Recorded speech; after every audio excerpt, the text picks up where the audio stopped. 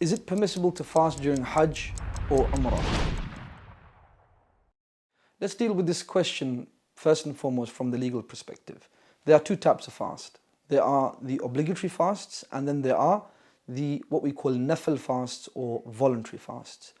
Now, the obligatory fast, generally speaking, refers to the fast of Ramadan, whereas the voluntary fast, whether it's the 6th of Shawwal, or you're fasting on Mondays or Thursdays, or you're fasting, let's say, the white days.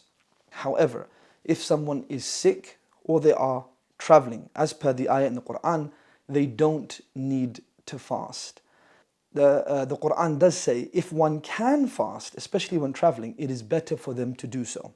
That's the general ruling with regards to the fard fast. With regards to the nafil fast, which we can just call the voluntary fast, if you didn't fast or you broke your fast for a legitimate reason, it's not a real issue. When it comes to traveling, the Prophet ﷺ said, "As-safru qit'atun min al-'adhab." Traveling is a portion of punishment.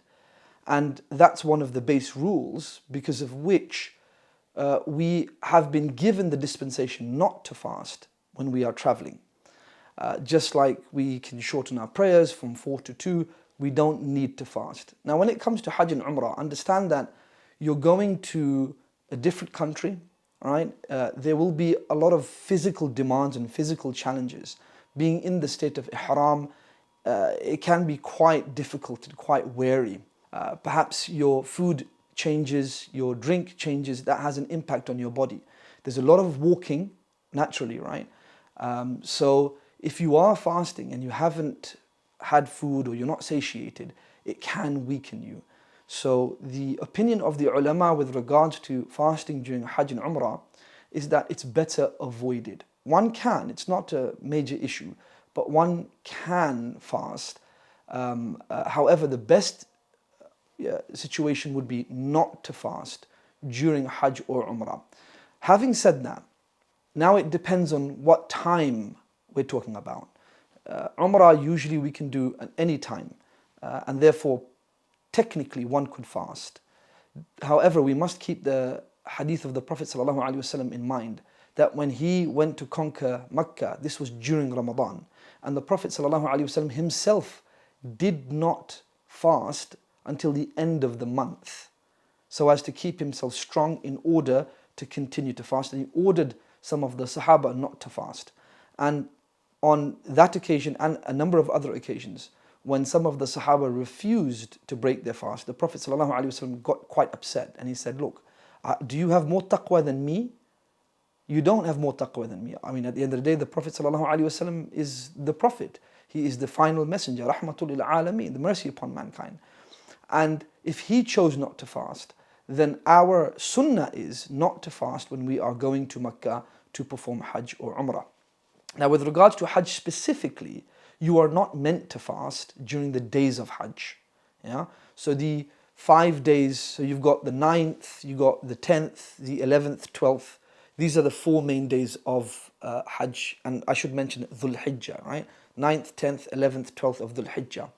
And then if you're staying for the 13th, those days you're not meant to fast. You are meant to perform the rites and rituals of Hajj. But if you mean by fasting in Hajj the days before and after, again the same ruling of Umrah will apply. And that ruling is that it's better not to fast so that you can, continue to do your tawaf and other ibadat since you are a traveler. Keep that in mind. Now, one common scenario in which people tend to travel to Umrah whilst fasting is during Ramadan. Now, first things first, we should try to fast the days of Ramadan as much as we can. If you are going specifically to Umrah to bask in the barakah of Ramadan in Mecca and Medina, you can fast. However, the day you're doing your Umrah, try to perhaps avoid the fasting. Get your Umrah done, and the rest of the days you can fast. But at the end of the day, it does depend on your health. If you feel like you're going to get weak and sick such that you can't fast, then it's okay not to fast for the whole journey, whether that's 5 days or 7 days or 10 days.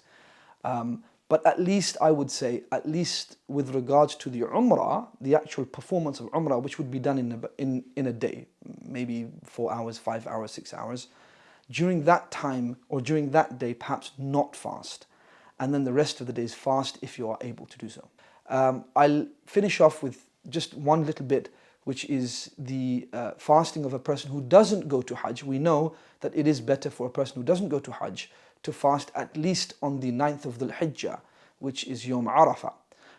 But it is also very rewardable to fast all the 9 days, from the 1st of Dhul Hijjah till the 9th of Dhul Hijjah.